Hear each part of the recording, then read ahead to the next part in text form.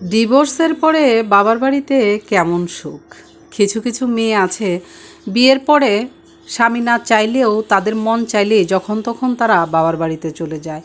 সংসারটাকে তারা ওইভাবে প্রাধান্য দেয় না। তারা মনে করে বাবার বাড়িতে স্বর্গীয় সুখ, বাবার বাড়িতে সব ধরনের সুখ সেখানেই একমাত্র পাওয়া যায়, শ্বশুরবাড়িতে কিছুই না, সবসময় শুধু ঝামেলা।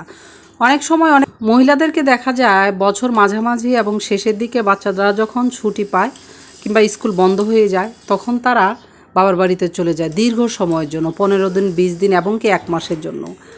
অনেক স্বামী এটা পছন্দ করে না, তারপরেও বউরা চলে যায়, কারণ বাবার বাড়িতেই তাদের সব সুখ। এই যে সুখটা, যখন একটা মেয়ে ডিভোর্স হয়ে যায় সে মহিলাকে জিজ্ঞাসা করবেন বাবার বাড়িতে কেমন সুখ, বাবার বাড়িতে কি সব সুখ পাওয়া যায়? একজন ডিভোর্সি নারী আর একজন চাকরি পাওয়া লোক যখন চাকরিহারা হয়ে যায় বিয়ের আগে, এই দুজন মানুষের বাবার বাড়িতে যে কত সুখ তারা এই দুইটা জিনিস, চাকরি এবং ডিভোর্স, দুইটা জিনিস হারানোর পরেই তারা বুঝতে পারে।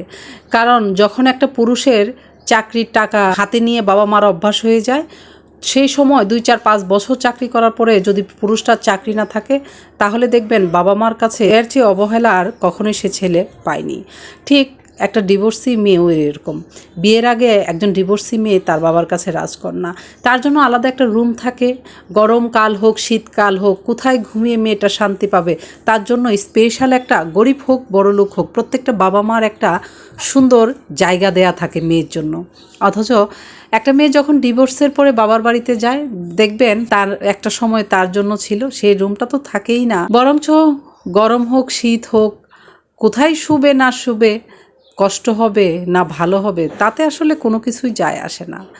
বাবা মার একটা সময়ের পরে রাজকন্যাটা ডিভোর্সের পরে সে যেন তেতো হয়ে যায় সবার কাছে। সেও তো ডিভোর্সের আগে যারা বাবার বাড়ি করে সুখ চিন্তা করেন, শ্বশুরবাড়িকে তুচ্ছ করেন, তাদেরকে বলছি বিয়ের পরে শ্বশুরবাড়িটাই, স্বামীর ঘরটাই আপনার হলো সব কিছু, সেখানেই স্বর্গীয় সুখ মেনে নেবেন। বাপের বাড়িকে তখন শুধু মেহমান হিসাবেই দেখবেন, কারণ বাবার বাড়ি একটা মেয়ের জন্য বিয়ের পরে মেহমানের বাড়ি হয়ে যায়, কখনোই সেটা আসল বাড়ি হয় না। যদিও মেয়েদের আসল বাড়ি বলতে কোনোটাই হয় না, তারপরেও মৃত্যুর আগ মুহূর্ত পর্যন্ত মেয়েদের শ্বশুরবাড়ি স্বামীর ঘরই হচ্ছে আসল বাড়ি। তাই যারা অল্প কিছু হলেই বাবার বাড়িতে পুটলাপাটলি বেঁধে চলে যান তাদেরকে বলবো ডিভোর্স দেওয়ার আগে, যে মেয়েরা ডিভোর্স হয়ে গেছে গত 1, 2, 3 বছর বাবার বাড়িতে পড়ে আছে, তাদের সঙ্গে খুব সুন্দর করে আলোচনা করবেন। জীবনের সব সিদ্ধান্ত হুটহাট নিলেও জীবনের যে বড় সিদ্ধান্ত সেটা ডিভোর্স, এটা কখনোই হুটহাটভাবে সিদ্ধান্ত নেবেন না।